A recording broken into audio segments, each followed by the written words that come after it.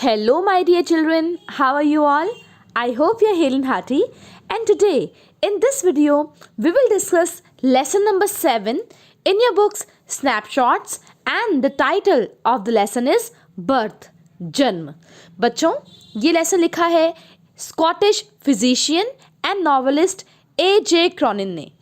और मेन बात ये है, this lesson is an extract from A.J. Cronin's novel the Citadel, जिसके बारे में आपको आगे बताऊंगी. तो बच्चों, एक यंग डॉक्टर की कहानी है. Actually this story describes how a young doctor revives a child that is thrown away as stillborn. बच्चों, एक यंग डॉक्टर है, एंड्रयू मेंसन उनका नाम है, मैं आपको आगे बताऊंगी. वो एक स्टिल बॉर्न चाइल्ड को, जो डेड पैदा हुआ है, उसे जिसको फेंक दिया गया है डेड समझकर, उसको रिवाइव करते हैं, रिगेन करते हैं, उसके अंदर नई जिंदगी का संचार करते हैं. तो देखते हैं कैसे होगा ये सब. चलिए शुरू करते हैं. Birth by A.J. Cronin with me Pooja Sharma, lecturer in English, education department, Haryana. तो बच्चों, ये देखिए, राइटर है आपकी स्क्रीन के ऊपर A.J. Cronin. As I have already told you, Scottish physician और नॉवलिस्ट है ये. और बच्चों, मेनली इन्होंने जितने भी नॉवेल्स लिखे हैं ना, मेनली डॉक्टर्स के इर्द गिर्द घूमते हैं, क्योंकि ये खुद भी एक डॉक्टर थे. तो डॉक्टर की ज़िंदगी की कहानियाँ हमें इनके नॉवेल्स में देखने को मिलती है, जिनमें से एक नॉवल है, आप स्क्रीन पर देख पा रहे हैं, द सिटाडेल. सिटाडेल से ही लिया गया है बच्चों आपका ये जो पार्ट है बर्थ का, लेसन का जो एक्सट्रैक्ट है, वो इस नॉवल से ही लिया गया है. छोटी कहानी हमारे लिए ली गई है, जिसको बड़ी पढ़नी है. इसके ऊपर मूवी भी बनी हुई है बच्चों, तो मूवी भी आप देख सकते हो. नहीं तो नॉवल भी अगर आप पूरा पढ़ना चाहें तो पढ़ सकते हैं. गूगल पर सर्च करें the Citadel by A.J. Cronin and you will get the PDF. तो बच्चों, ये कहानी है एक यंग डॉक्टर की, जो आप स्क्रीन पर देख पा रहे हैं. इनका नाम है Andrew mention.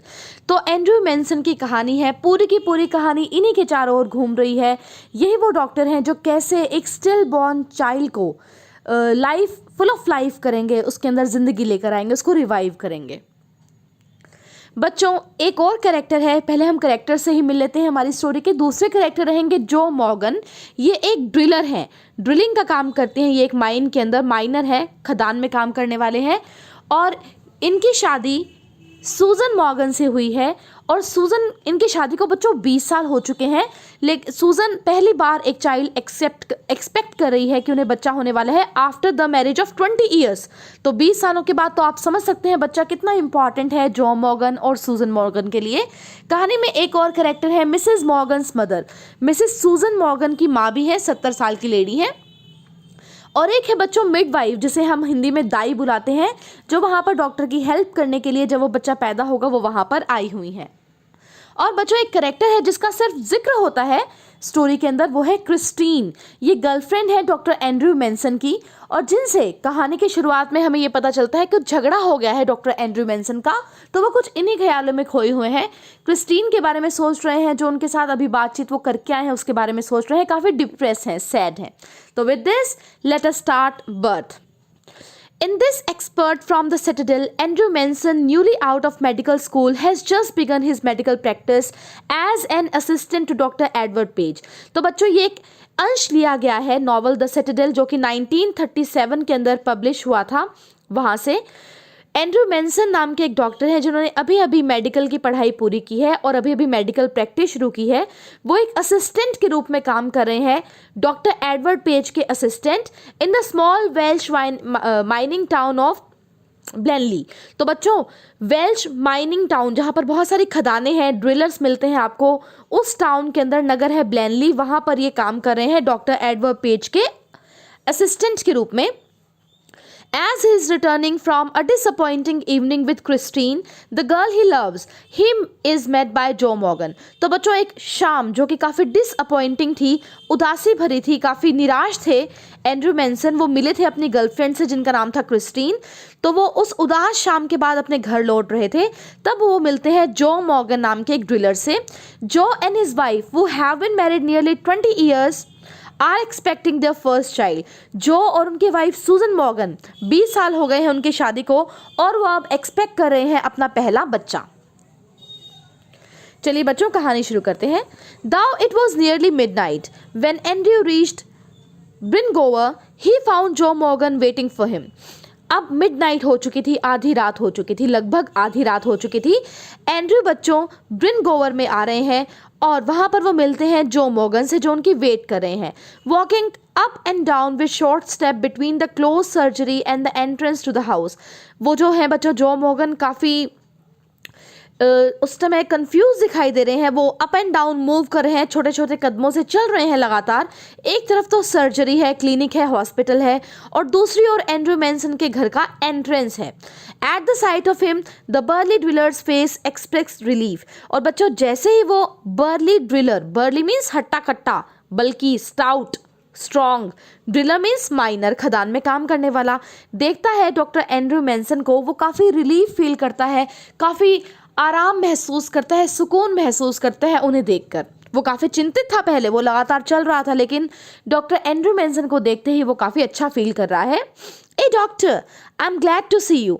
I've been back and forward here this last hour.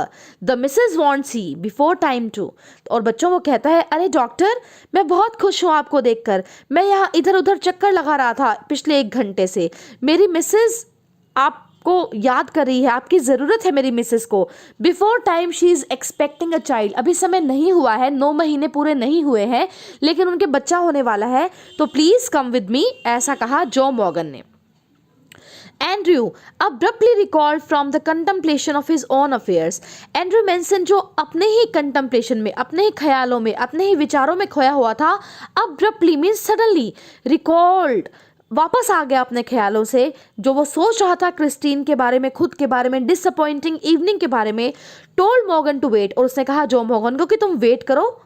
He went into the house for his bag. वो अपने घर गया, अपना बैग उठाकर ले आया जिसमें उसको वो सारा सामान था जिसकी उसकी ज़रूरत पड़ने वाली थी।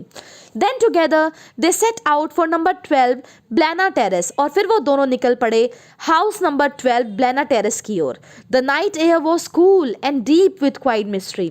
जो नाइट एयर है, रात का समय है, हवा चल रही है, काफ़ी ठंडी है, काफ़ी गहरी है, और मिस्टीरियस, रहस्यमयी सा क्वाइटनेस वहाँ पर छाई हुई है, शांति वहाँ पर छाई हुई है। आप सोच सकते हैं बच्चों 12 बजे के आसपास बिल्कुल शांत होता है सब कुछ, तो वैसे ही खामोशी, वैसे ही ठंडी हवाएं उस समय वहाँ पर चल रही है। Usually so perspective Andrew now felt dull and listless.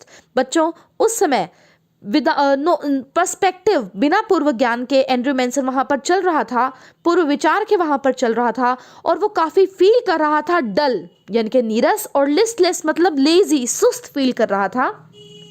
He had no premonition that this night call would prove unusual. उसे कोई भी प्रीमोनिशन नहीं थी, बिफोर नॉलेज नहीं थी, पूर्व ज्ञान नहीं था कि आज की रात उसके लिए अनयूजुअल होने वाली है, अद्भुत होने वाली है। Still less that it would influence his whole future in Blaenelly. ना केवल उसके लिए अद्भुत होने वाली है वो रात, अनोखी होने वाली है, अनयूजुअल होने वाली है, बल्कि उसके करियर जो कि ब्लैनली में वो शुरू कर रहा है एज ए डॉक्टर, उस पर भी बहुत बड़ा प्रभाव डालने वाली है आज की रात। कुछ बहुत इंपॉर्टेंट होने वाला है उसकी लाइफ में आज की रात। देखते हैं बच्चों क्या होगा। The 2 men walked in silence until they reached the door of number 12. बहुत ही शांति से, बहुत ही खामोशी से वो दोनों आदमी, कौन दोनों आदमी? Doctor Andrew mention and driller जो मॉर्गन चुपचाप खामोशी से चल रहे थे। नंबर 12 ब्लैना टेरेस के दरवाजे पर वो आ गए थे। देन जो ड्रू अप शॉर्ट, जो अचानक से stopped suddenly, drew up short means stopped suddenly, अचानक से रुक गया गेट के बाहर ही। I will not come in, he said, मैं अंदर नहीं आऊँगा उसने कहा। And his voice short science of strain, उसकी आवाज़ में चिन्ह दिखाई दे रहे थे स्ट्रेन के, स्ट्रेस के। But man I know you will do well for us. और बच्चों फिर वो अपना विश्वास दिखाता है डॉक्टर के अंदर। Man, doctor, I know you will do the best, आप हम लोगों के लिए बहुत अच्छा करोगे। बच्चों आप इजीली सोच सकते हैं 20 सालों की मैरिज के बाद पहली बार वो एक्सपेक्ट कर रहे हैं चाइल्ड, तो कितने चिंतित होंगे दोनों के दोनों। इवन मिसेस सूजन मॉर्गन की जो मदर है वो भी चिंतित होंगी। ये सब हम देखेंगे अभी आगे कहानी में। चलिए चलते हैं आगे। Inside a narrow stair, led up to a small bedroom. तो बच्चों अंदर एक संकरी सी तंग सी स्टेयर्स थी, सीढ़ियाँ थी जो ऊपर चढ़ के एक बेडरूम के अंदर चली जाती थी, जो कि एक छोटा सा बेडरूम था। क्लीन बट पुअरली फर्निश्ड, साफ सुथरा था लेकिन वहाँ पर फर्नीचर बहुत ही छोटा मोटा यूं ही रखा हुआ था, थोड़ा बहुत। And lit only by an oil lamp, और तेल का लैंप वहाँ पर जला हुआ था। Here Mrs Morgan's mother. बच्चों मिसेस मॉर्गन की मदर का करेक्टर आ गया है हमारे सामने। कैसी है वो देखते हैं। टॉल, लंबी है, ग्रे हेयर्ड, सफ़ेद बालों वाली विमेन है, और उनकी एज लगभग है 70 years. And the stout, stout means हट्टी कट्टी, एल्डरली मिडवाइफ, मध्यम उम्र की मिडवाइफ, मैं आपको बता चुकी हूँ, दाई। Waited beside the patient, beside का मतलब होता है बच्चों नियर, पेशेंट के पास वेट कर रहे थे। पेशेंट कौन था? Mrs Susan Morgan. Watching Andrew's expression as he moved about the room, और वो दोनों ध्यान से डॉक्टर एंड्रयू मेंशन के हाव भाव को नोट कर रहे थे जैसे वो रूम के अंदर घूम रहे थे। तो हमारे नेक्स्ट 2 कैरेक्टर्स भी आ गए हैं बच्चों यहाँ पर। मिसेस मॉर्गन्स मदर टॉल है, सफ़ेद बालों वाली, लगभग 70 ईयर्स की लेडी है, और एक हट्टी कट्टी स्टाउट एल्डरली मिडवाइफ भी है, दाई भी हैं, जो हेल्प करने वाली है डॉक्टर एंड्रयू मेंसन की उस बेबी के बर्थ के अंदर। Let me make you a cup of tea, Dr. Bash, said the former quickly. After a few moments, let me make you a cup of tea, Dr. Bach. अब वो कहती है doctor बाक मैं आपके लिए एक कप चाय का प्याला ले आती हूँ। फॉर्मर ने कहा। अब फॉर्मर पहले वाली, पहले किसको इंट्रोड्यूस किया था? सूजन मॉर्गन की माँ को। तो उन्होंने ये बात कही है, कुछ ही मोमेंट्स के बाद वो ये बात बोलती हैं। एंड्रयू स्माइल, ये सुनकर एंड्रयू हंसने लगा, फेंटली, धीरे धीरे, काफी lightly. He saw that the old woman wise in experience realized there must be a period of waiting, that she was afraid he would leave the case saying he would return later. अब बच्चों काफ़ी मंद मंद मुस्काया है doctor Andrew mention उस old woman को देखकर, जो वो समझ गया था काफ़ी वाइज है, बुद्धिमान है, उन्हें बहुत अनुभव है चीज़ों का, क्योंकि उन्हें दिख रहा है कि अभी बच्चा होने में समय है। तो उनकी माँ ने, सूजन मॉर्गन की माँ ने ऐसा सोचा कि डॉक्टर तो चले जाएंगे, कि मैं दोबारा आ जाऊँगा, मैं चलता हूँ, अभी तो टाइम है, ये कहकर, जैसे कि आमतौर पर डॉक्टर्स करते ही हैं बच्चों, आपको पता है। लेकिन इस बात को जानते हुए कि ये लेडी कितनी समझदार है कि मैं चाय पीने के बहाने काफ़ी देर यहाँ पर रुक जाऊँगा, तो वो चाय बनाने की बात कर रही हैं, और इस बात को रियलाइज़ करके डॉक्टर एंड्रयू मेंसन थोड़े से हंसे। Don't freight mother, I will not run away. डरिए मत, freight means fear. Don't worry mother, मैं भागूंगा नहीं, मैं यही हूँ। Down in the kitchen he drink the T which she gave him. अब बच्चों वो नीचे आ गया है किचन के अंदर, और वहाँ पर वो चाय पी रहा है जो सूजन मॉर्गन की माँ ने उन्हें बना कर दी है। Overwrought as he was, overwrought means exhausted, बहुत थका हुआ था वो। He knew he could not snatch even an hour sleep if he went home. वो उसे पता भी था बच्चों, बहुत थका हुआ था वो, और उसे ये भी पता था अगर वो घर चला भी जाएगा तो वो 1 घंटे भी नहीं सो पाएगा, क्योंकि समय उसे पता है कितना लगने वाला है। He is a doctor. He new to that the case here would demand all his attention, और उसे ये भी पता था कि यहाँ पर कुछ प्रॉब्लम हो सकती है, केस को पूरी डिमांड चाहिए, पूरी अटेंशन चाहिए। क्यों?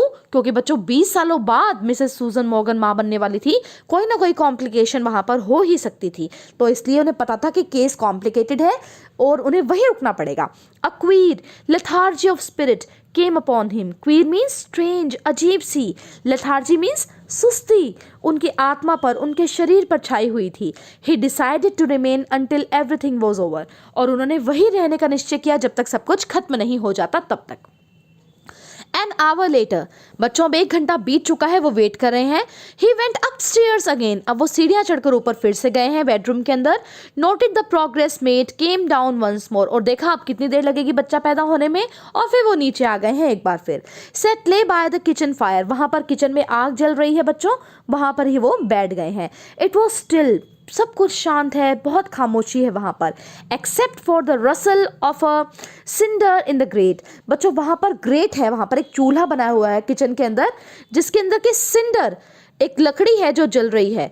तो चूल्हे के अंदर लकड़ी जल रही है, उसकी रसलिंग की साउंड, जब चढ़ चढ़ की आवाज़ नहीं होती, आपने सुनी होगी, लकड़ी को आप जलाते हैं, वो आवाज़ आ रही है। And the slow tick tock of the wall clock, और धीरे धीरे घड़ी की टिक टिक, आप भी नोट करना, सर्दियों के दिन चल रहे हैं, बल्कि आप 10 बजे के बाद भी अगर शांति होती है तो आप आसानी से घड़ी की टिक टिक की आवाज़ सुन सकते हैं। No, there was another sound, एक और साउंड थी, the beat of Morgan's footsteps as he paced in the street outside. और वो आवाज़, तीसरी आवाज़ कौन सी थी? जो मॉर्गन के पैरों के चलने की आवाज़ है, वो लगातार paste, walking up and down चल रहा था गली के अंदर। वो काफ़ी चिंतित था, क्या होने वाला है मेरे साथ, मेरी पत्नी के साथ आज। The old woman opposite him set in a black dress. बूढ़ी औरत, कौन? मिसेस सूजन मॉर्गन की माँ, उनके सामने बैठी थी, ब्लैक कलर की ड्रेस पहन रखी थी, क्वाइट मोशनलेस। वो भी बच्चों कोई हरकत नहीं कर रही थी, बिल्कुल हिलडुल नहीं रही थी। हर आईज स्ट्रेंजली अलाइव, उसकी आंखें अजीब तरीके से जीवित थी। वाइज, बुद्धिमान थी। Probing, never leaving his face, और वो लगातार डॉक्टर एंड्रयू मेंसन की ओर देख रही थी, लगातार उनका फेस की ओर उनको देख रही थी कि आखिर एंड्रयू मेंसन के दिमाग में चल क्या रहा है। His thoughts were heavy. Doctor Andrew mention जो भी उस समय सोच रहे थे, बहुत हैवी विचार थे, भारी विचार थे, मडल्ड, और वो कंफ्यूज्ड थे। एक दुविधा चल रही थी बच्चों उनके मन में। क्या दुविधा थी, अभी वो बताएंगे। The episode he had witnessed at Cardiff station still obsessed him morbidly. जो अभी अभी घटना हुई है उनकी, जो उन्होंने अभी अभी देखी है कार्डिफ स्टेशन के अंदर, वो उन्हें अब भी ऑब्सेस कर रही थी, हॉन्ट कर रही थी, डरा रही थी। मॉर्बिडली मतलब गलत ढंग से। ही थॉट ऑफ ब्रेमवेल, फिर उन्हें एक व्यक्ति का ध्यान आया, व्यक्ति का नाम ब्रेमवेल। आपको बच्चों इन व्यक्तियों के नाम याद करने की जरूरत नहीं है। तो ब्रेमवेल एक व्यक्ति है, उनकी याद आई उन्हें। Foolishly devoted to a woman who deceived him sordidly, जो कि बहुत ही मूर्खतापूर्ण एक उस औरत से प्यार करता था ब्रेमवेल, जिसने उसे डिसीव किया था, धोखा दिया था। सॉर्डिडली मीन्स बेढंगे तरीके से। और एक और बात याद आई उन्हें, एडवर्ड पेज। शुरू में बच्चों डॉक्टर एडवर्ड पेज का जिक्र हुआ था ना, इन्हीं के असिस्टेंट थे डॉक्टर एंड्रयू मेंसन। तो एडवर्ड पेज भी जो है बाउंड टू द श्रूइश ब्लॉडवेन, वो भी कमिटेड है, यानी कि उनकी भी शादी हुई है एक श्रूइश मीन्स क्लेवर, चालाक, ब्लॉडवेन नाम की एक लड़की से। ऑफ डैनी, एक डैनी का भी ख्याल आया। लिविंग अनहैप्पीली, जो बहुत ही अजीब से नाखुश तरीके से रह रहा है, जिंदगी बसर कर रहा है, अपार्ट फ्रॉम हिज वाइफ, अपनी वाइफ से दूर।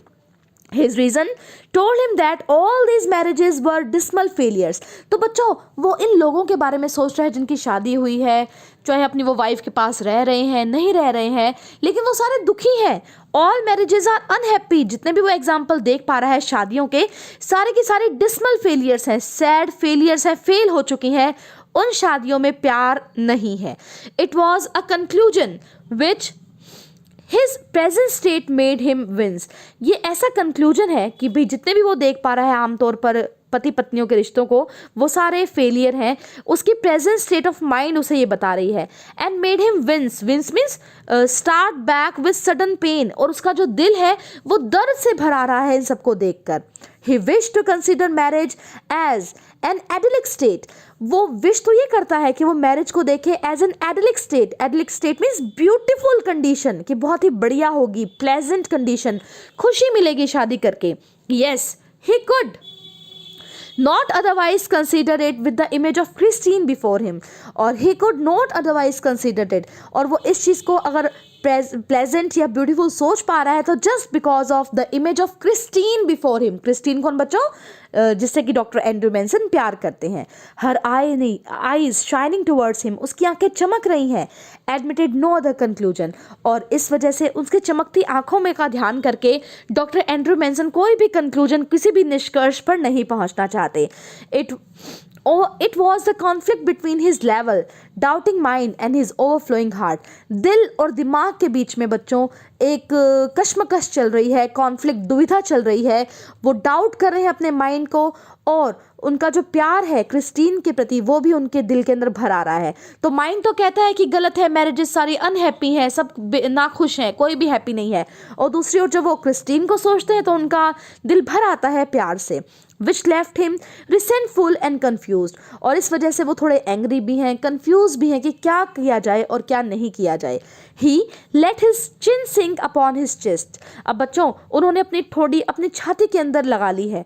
स्ट्रेच्ड आउट हिज लेग, अपनी पसार ली है अपनी लेग्स को। स्ट्रेट ब्रूडिंगली इनटू द फायर, और वो लगातार कुछ, ब्रूडिंगली मीन्स विचार करते हुए, सोचते हुए फायर की ओर लगातार देख रहे हैं। कुछ यही ख्याल उनके मन में चल रहे हैं कि मैरिजेज हैप्पी या unhappy. He remained like this so long, ऐसे ही कई देर हो गई है बच्चों। And his thoughts were so filled with Christine that he started when the old woman opposite suddenly addressed him. अब बच्चों उनका दिमाग इतना ज़्यादा क्रिस्टीन के बारे में सोच रहा था कि वो अचानक चौंक गए जैसे ही सामने बैठी औरत ने उन्हें एड्रेस किया, बोला।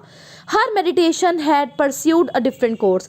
बच्चों, लेडी तो वो भी कोई बात सोच रही थी, मेडिटेट कर रही थी, थिंक कर रही थी, लेकिन उसकी थिंकिंग किसी और जगह थी। वो सोच रही थी उसके होने वाला नाती या नातिन अच्छे से हो जाए, कोई प्रॉब्लम ना आए। तो देखते हैं आगे क्या होता है कहानी में। Susan said not to give her chloroform if it would harm the baby. She is awful set upon this child doctor बाक। अब वो कहती है डॉक्टर बाक, सूजन मॉर्गन, उनकी बेटी ने कहा है कि जब उनको बेबी की डिलीवरी होते समय क्लोरोफॉर्म ना सुंघाया जाए, बेहोशी की दवाई ना दी जाए। और वो बच्चों कहती है she is awful set upon the child, वो बहुत ज़्यादा कंसर्न्ड है, बहुत ज़्यादा चिंतित है उस बच्चे के बारे में। Doctor, her old eyes warmed at a sudden thought, उनकी जो आईज थी वो एकदम से किसी और थॉट के अंदर चली गई। She added in a low tone, और वो बोली धीरे से, aye we all are, I fancy, हम सब भी चिंतित हैं उस बच्चे के बारे में। I imagine, fancy means imagine. He collected himself with an effort, और उनकी बात सुनकर वो बेचारा थोड़ा सा हिला, उठ खड़ा हुआ, थोड़ा सा ठीक से बैठा डॉक्टर एंड्रयू मेंसन, और कहा, it won't do any harm the anaesthetic, बेहोशी की दवाई बिल्कुल भी कोई हार्म नहीं करेगी, नुकसान नहीं पहुंचाएगी। बहुत ही प्यार से, काइंडली, दयालु तरीके से उन्होंने जवाब दिया, they will be all right, वो दोनों ठीक होंगे, चिंता मत करो, यानी कि सूजन मॉर्गन भी और उनका बच्चा भी। Here the nurse's voice was heard calling from the top landing. बच्चों, अब ऊपर दाई है, मिडवाइफ वहाँ पर बैठी है, नर्स कहा गया है उनको यहाँ पर, उनकी बोलने की आवाज़ आई, वो उनको बुला रही थी दोनों को ऊपर, कुछ हो गया था ऊपर। Andrew glance at the clock, Andrew ने तुरंत घड़ी की ओर देखा, विच नाउ शोड 3:30, सुबह के 3:30 बज चुके हैं। He rose and went up to the bedroom, वो खड़ा हुआ, बेडरूम में गया। He perceived that he might now begin his work, और वो समझ गया था अब समय आ गया है जब बर्थ होने वाला है। एन आवर इलेप्स्ड, 1 घंटा बीत गया। Elapsed means past. It was a long harsh struggle, बहुत ही लंबा तकलीफ भरा संघर्ष था। Then, as the first streaks of dawn strayed past the broken edges of the blind, the child was born. तो बच्चों, जैसे ही सुबह की पहली streaks means किरणें, dawn means morning की, strayed past the broken edges of blinds, वहाँ पर जो पर्दे लगे हुए थे उनमें जो broken edges थे, वहाँ से जो वो किरणें छन कर आई उस कमरे के अंदर, एक बच्चे ने जन्म लिया, lifeless, और वो बच्चा निर्जीव था, वो जीवित नहीं था, वो सांस नहीं ले रहा था, वो था बच्चों still born, lifeless. As he gazed at the still form, a shiver of horror passed over Andrew. जैसे उसने घूर कर देखा उस स्टिल बॉर्न बेबी की तरफ, अचानक से बहुत डर गया doctor Andrew Manson. After all that he had promised, उसने प्रॉमिस किया था सभी को कि सब कुछ ठीक होगा। His face heated with his own exertions, उनका चेहरा अब बहुत गर्म हो चुका था, उनके खुद के ही जो वो काम कर रहे थे, थके हुए थे, टायर्ड थे, उसकी वजह से वो ठंडा पड़ गया अचानक उस स्टिल बॉर्न बेबी को देखते ही। ही हेजिटेटेड, उन्होंने थोड़ा हिचकिचाए, torn between his desire to attempt the resuscitate the child. resuscitate बच्चों क्या होता है? revive the child, to bring life to the child, पुनर्जीवित करना। अब बच्चों वो दो, उनकी डिज़ायर में 2 डिज़ायर हो गई, या तो वो बच्चे को बचाएं and his obligation towards the mother, या वो माँ को बचाएं, क्योंकि वहाँ पर सूजन मॉर्गन भी मरने की हालत में थी, who was herself in a desperate state, वो भी निराश अवस्था में थी, उन्हें भी कुछ भी हो सकता है। तो बच्चा भी स्टिल बॉर्न है, सूजन मॉर्गन की लाइफ भी खतरे में है, और काफ़ी कन्फ्यूज्ड है कि हेल्प किसकी करें वो doctor. The dilemma was so urgent that he did not solve it consciously. Blindly, instinctively, he gave the child to the nurse and turned his attention to Susan Morgan, who now lay collapsed. तो बच्चों, ये दुविधा इतनी urgent थी कि वो दिमाग से उन्होंने सोचना अस्वीकार कर दिया। जो प्रवृत्ति मन से उनके जो बात आ रही थी, उन्होंने तुरंत वही किया। क्या किया? चाइल्ड को तो मिडवाइफ को दे दिया और अपना पूरा ध्यान लगा दिया सूजन मॉर्गन की ओर, जो भी वहाँ पर पड़ी हुई थी, ऑलमोस्ट पल्सलेस, उसकी भी पल्स नहीं चल रही थी, धड़कन नहीं चल रही थी, and not yet out of ether. Ether बच्चों जो बेहोशी की दवा थी, उससे अभी वो बाहर भी नहीं आई थी। Upon her side his haste was desperate.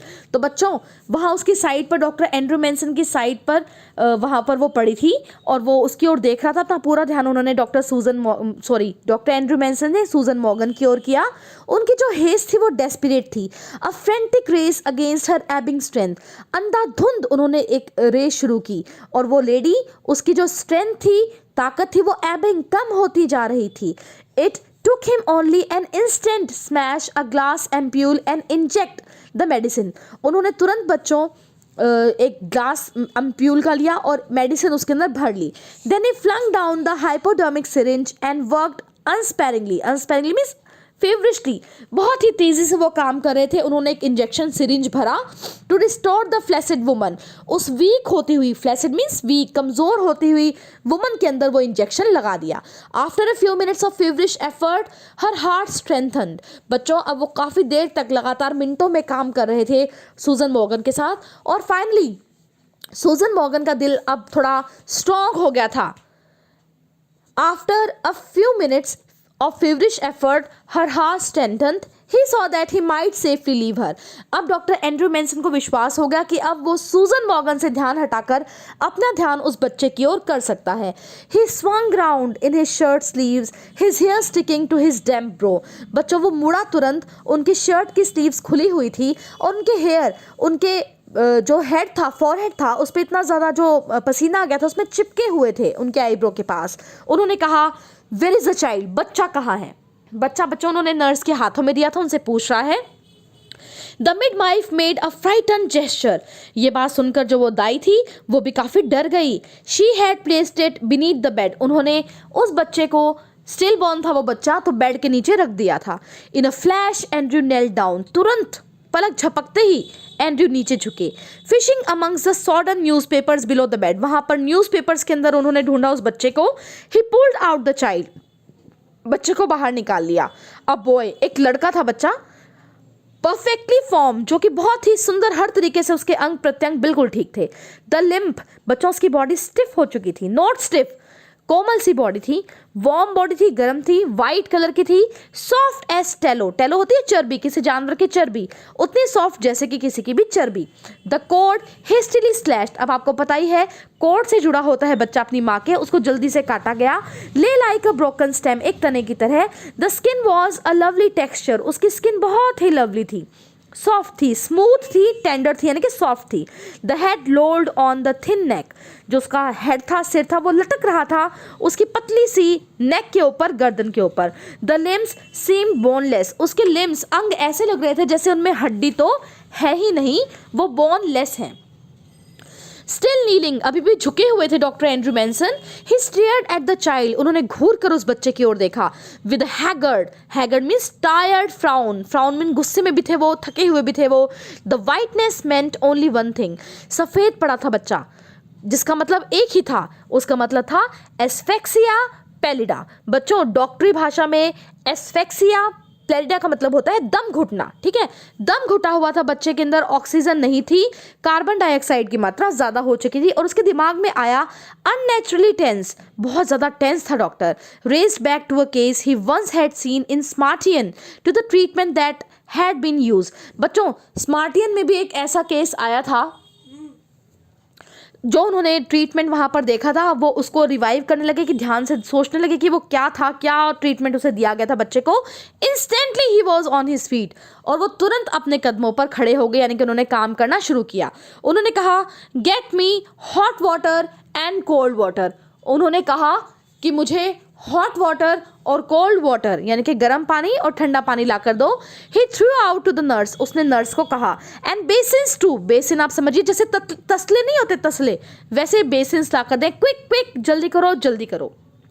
But doctor, she faltered her eyes on the pallid body of the child. बच्चों अब वो थी मिडवाइफ थी, वो हड़बड़ाई, फॉल्टर्ड।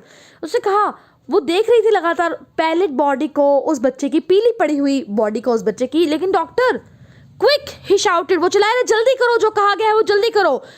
Hot water, cold water, 2 basins. Snatching a blanket he let the child upon it and begin the special method of respiration। अब बच्चों एक blanket कंबल लिया डॉक्टर ने, चाइल्ड को उसके ऊपर रख दिया और एक डिफरेंट मेथड शुरू किया सांस देने का। द बेसिन्स अराइव, तसले आ चुके थे।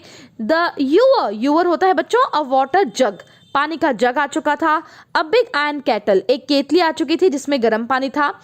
Frantically he splashed cold water into one basin, into the other he mixed water as hot as his hand could bear। तो बच्चों उसने क्या किया, एक बेसिन के अंदर तो उसने डाल दिया ठंडा पानी और दूसरे बेसिन के अंदर डाल दिया उसने गर्म पानी और उसमें ठंडा मिला दिया उतना कि जितना उसका हाथ सहन कर सके, मतलब टेम्परेचर नॉर्मल सा कर लिया जितना ठीक लगे उतना, बहुत गर्म नहीं था पानी। और ये कर लिया उसने। अब तैयारी कर ली है बच्चों।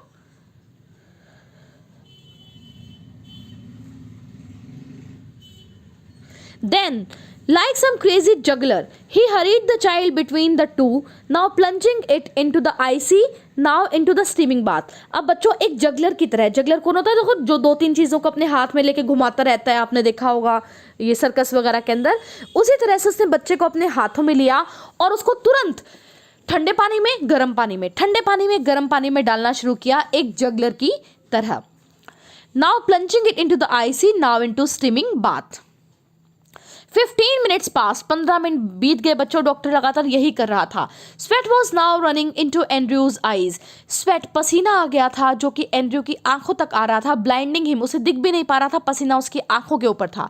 One of his sleeves hung down dripping, उसकी एक स्लीव जो हमने पहले देखा था कि खुली हुई थी वो पानी में पूरी भीग चुकी थी और उसमें से पानी बह रहा था टप टप करके। His breath came pantingly but no breath came from the legs body of the child, उसकी तो सांसें बहुत तेज तेज चल रही थी डॉक्टर की, लेकिन बच्चे के अंदर, बच्चे की लेग्स बॉडी के अंदर, ढीली बॉडी के अंदर, लूज बॉडी के अंदर अभी तक कोई सांस नहीं आई थी।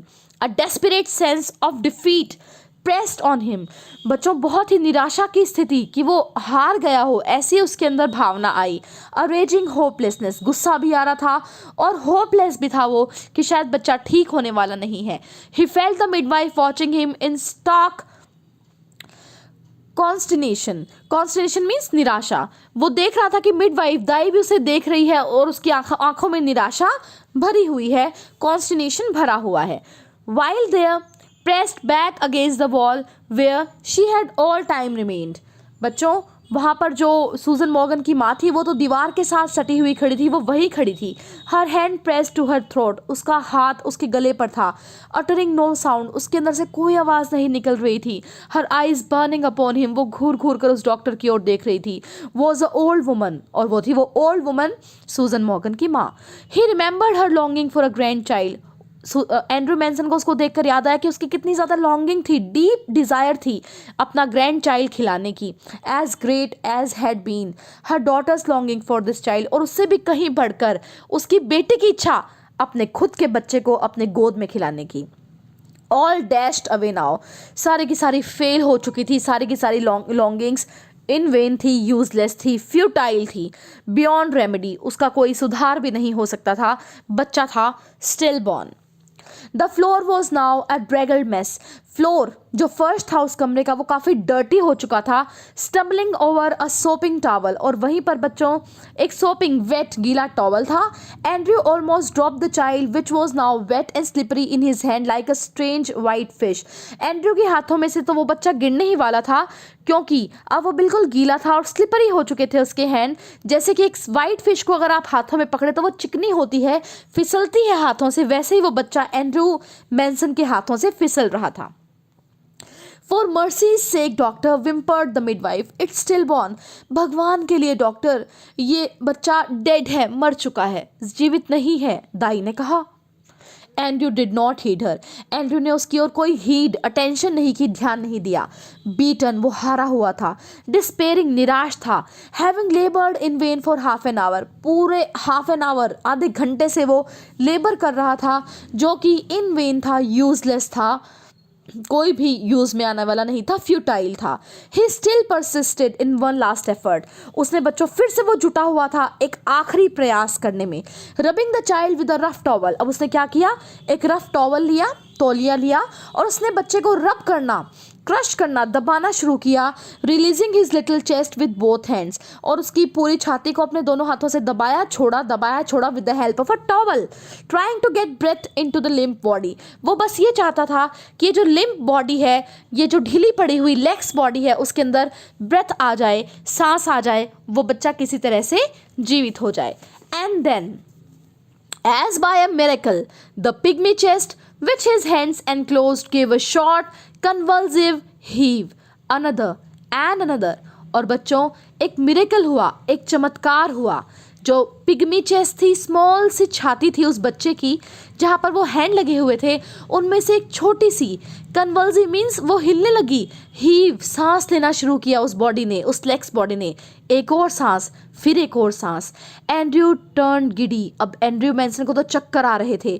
The sense of life springing beneath his fingers. जिंदगी उसके हाथों की फिंगर्स के नीचे धड़क रही थी। आफ्टर ऑल दैट अनअवेलिंग स्ट्राइविंग, जो वेस्टेड एफर्ट उसे लग रहे थे अब तक, आफ्टर ऑल वो सो एक्सविकेट इट ऑलमोस्ट मेड हिम फेंट। वो इतना खुश हुआ अपने उन एफर्ट से, लेकिन अब वो बेहोश होने वाला था, वो बहुत थक चुका था। ही रीडबल्ड हिज एफर्ट। फिर भी उसने अपने एफर्ट्स को, प्रयासों को पूरे डबल लेबर से, डबल स्ट्रेंथ से करना शुरू किया। फेवरिशली the child was gasping now. बच्चा अब सांस ले रहा था, डीपर एंड डीपर, गहरी गहरी सांसें। A bubble of mucus came from one tiny nostril. उसकी एक छोटी सी, जो नाक के अंदर छेद होता है बच्चों, वहाँ से कफ, बलगम सा बाहर आया। A joyful iridescent, iridescent means चमकीला सा, बबल, एक बुलबुला सा बाहर आया। The limbs were no longer boneless. अब उसके जो लिम्स थे वो बोनलेस नहीं लग रहे थे, उनमें हड्डियां लग रही थी। The head no longer lay back spinelessly. उसका हेड जो अभी तक लटका पड़ा था बच्चों, जैसे उसके स्पाइन हुई ना, अब वो ठीक था। The balance skin, the blunt skin वो स्लोली टर्निंग पिंक। जो पेल सफ़ेद सी स्किन उसकी हुई पड़ी थी, अब वो पिंक हो रही थी। Then exquisitely came the child's cry. और फिर शानदार तरीके से बच्चे की रोने की आवाज़ आई। Dear Father in heaven, the nurse sobbed hysterically. It's come alive. अब बच्चों, वो नर्स जो है वो रोने लगी पागलों की तरह, भगवान, ये बच्चा तो जीवित हो गया ये बच्चा। Andrew handed her the child. और एंड्रू ने वो बच्चा दाई माँ को दे दिया। He felt weak and dazed. वो काफ़ी कमज़ोर महसूस कर रहा था, चक्कर आ रहे थे उसे। अबाउट हिम द रूम ले इन शडरिंग लिटर। और वो पूरा का पूरा कमरा जो था जिसमें वो खड़ा था, वो शडरिंग लिटर, ब्रोकन लिटर, कूड़ा करकट से भरा हुआ था। मतलब पर्टिकुलर कूड़ा करकट में गंदा हो चुका था, मैस बन चुका था। क्या क्या था वहाँ पर देखिए, ब्लैंकेट्स, कंबल, towels, basins, soiled instruments, the hypodermic syringe impaled by its point in the linoleum, the ewer knocked over, the kettle on its side in the puddle of water, upon the huddled bed. The mother still dreamed her way quietly through the anesthetic. तो बच्चों, वो पूरा का पूरा कमरा mess बना हुआ था। कहीं कंबल, कहीं तौलिए, कहीं वो बेसिन्स थे, तसले थे, कहीं इंस्ट्रूमेंट पड़े थे डॉक्टर के, कहीं वो सिरिंज था जिसको तोड़कर उसमें दवाई ली गई थी, कहीं वो यूवर मैंने क्या बताया था, वाटर जग पड़ा हुआ था, कहीं कैटल जिसमें गर्म पानी आया था वो पड़ी हुई थी, उसमें से पानी गिरा हुआ था। और वहाँ पर बेड था, जो बेड भी हैज़ार्ड वे में था। वहाँ पर वो मदर जो अभी अभी माँ बनी थी वो लेटी हुई थी, शायद वो अपने सपनों में थी, वो अभी भी उस एनेस्थेटिक के, बेहोशी की दवाई के प्रभाव में थी। The old woman still stood against the wall. बूढ़ी औरत भी अभी तक दीवार के पास खड़ी थी। But her hands were together. उसने हाथ जोड़ रखे थे। हर लिप्स मूव विदाउट साउंड। उसके होंठ बच्चों हिल रहे थे, आवाज़ नहीं आ रही थी बट हिल रहे थे। She was praying. वो भगवान से प्रार्थना कर रही थी। मैकेनिकली एंड्रयू रंग आउट हिज स्लीव। बच्चों, मशीन के तरीके से एंड्रयू ने अपनी जो स्लीव थी जिसमें पानी से वो भीग गई थी, उसको स्क्वीज किया, निचोड़ा। पुल्ड ऑन हिज जैकेट, अपनी जैकेट उठाई। I will fetch my bag later nurse. और उसने दाई को कहा कि मैं अपना बैग बाद में ले जाऊंगा। He went downstairs through the kitchen into the scullery. अब वो बच्चों सीढ़ियों से नीचे उतरा, किचन में गया जहाँ पर बर्तन धोए जाते हैं, वो जगह कहलाती है scullery. His lips were dry, उसके जो होठ थे सूख चुके थे। At the scullery he took a long drink of water, scullery में उसने बहुत ज़्यादा पानी पिया। He reached for his hat and coat, फिर उसने अपना हैट और कोट उठाया।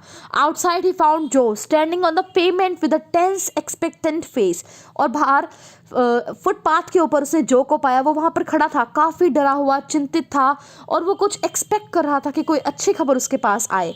ऑल राइट जो, he said thickly, both all right. और फिर डॉक्टर एंड्रयू मेंसन ने उसको जाकर कहा, जो ठीक है वो दोनों ही ठीक है, माँ भी और बच्चा भी।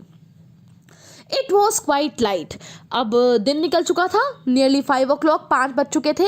अ few miners were already in the street, कई माइनर्स ड्रिलर्स तो ऑलरेडी स्ट्रीट्स में थे। The first of the night shift moving out, पहले जो रात के शिफ्ट वाले जो ड्रिलर्स थे वो अब निकल रहे थे। As Andrew walked with them spent and slow, Andrew भी उन डीलर्स के साथ चल रहा था, वो काफ़ी स्पेंट, खर्च हो चुका था, यानी कि थका हुआ था, स्लो चल रहा था। His footfalls echoing with the others under the morning sky, उसके कदमों के चिन्ह और ड्रिलर्स के कदमों के चिन्हों के साथ मेल खा रही थी, सुबह का आकाश था। ही केप्ट थिंकिंग ब्लाइंडली, वो बिना कुछ सोचे समझे सोच रहा था। ऑब्लिवियस, अनजान, to all other work he had done in Blaenelly, और सब काम जो उसने ब्लैनली के अंदर किया है उन सबसे अनजान वो एक बात सोच रहा था, जो बहुत इंपॉर्टेंट लाइन है इस लेसन की और लास्ट लाइन है इस लेसन की।